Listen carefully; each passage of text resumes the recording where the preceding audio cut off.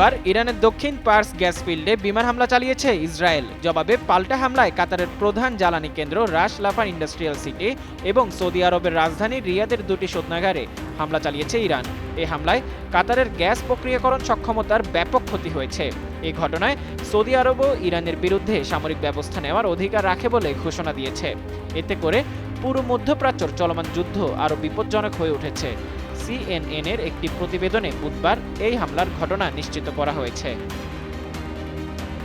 এই হামলার ফলে বিশ্ববাজারে জ্বালানি তেলের দাম অস্বাভাবিকভাবে বেড়ে গেছে এবং পরিস্থিতি নিয়ন্ত্রণে আনতে মার্কিন প্রেসিডেন্ট ডোনাল্ড ট্রাম্প দক্ষিণ পার্স ফিল্ডকে সম্পূর্ণ ধুলোয় মিশিয়ে দেওয়ার হুমকিও দিয়েছেন।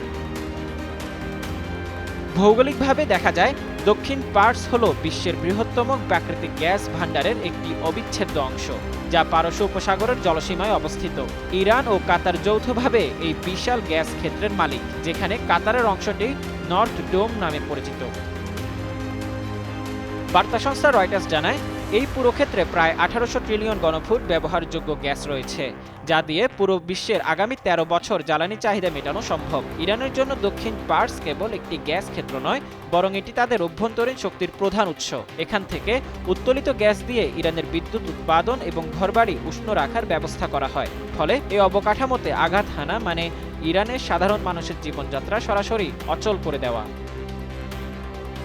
এই হামলায় এখন আঞ্চলিক সীমানা ছাড়িয়ে বৈশ্বিক উদ্বেগের কারণ হয়ে দাঁড়িয়েছে। কাতার তাদের অংশের উন্নয়নে কোটি কোটি ডলার বিনিয়োগ করেছে এবং বর্তমানে দেশটি বিশ্বের অন্যতম প্রধান তরলকৃত প্রাকৃতিক গ্যাস এলএনজি সরবরাহকারী। এছাড়া কাতার থেকে সরবরাহকৃত এই গ্যাস যুক্তরাষ্ট্র ও ইউরোপের জন্য একটি অত্যাবশ্যকীয় জ্বালানি উৎস।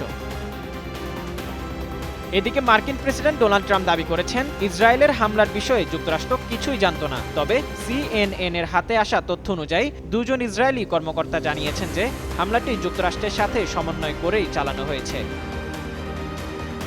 এখন কথা হলো, এই যুদ্ধে হরমুজ প্রণালী কার্যত বন্ধ থাকায় বিশ্ব এখন এমনিতেই জ্বালানি সংকটে ধুঁকছে। তখন এই হামলা বাজারকে আরও অস্থিতিশীল করে তুলেছে। বিশেষজ্ঞরা বলছেন, জ্বালানি অবকাঠামোর এই ক্ষতি মেরামত করতে কয়েক মাস থেকে কয়েক বছর সময় লাগতে পারে, যা দীর্ঘমেয়াদী সংকটের ইঙ্গিত দিচ্ছে।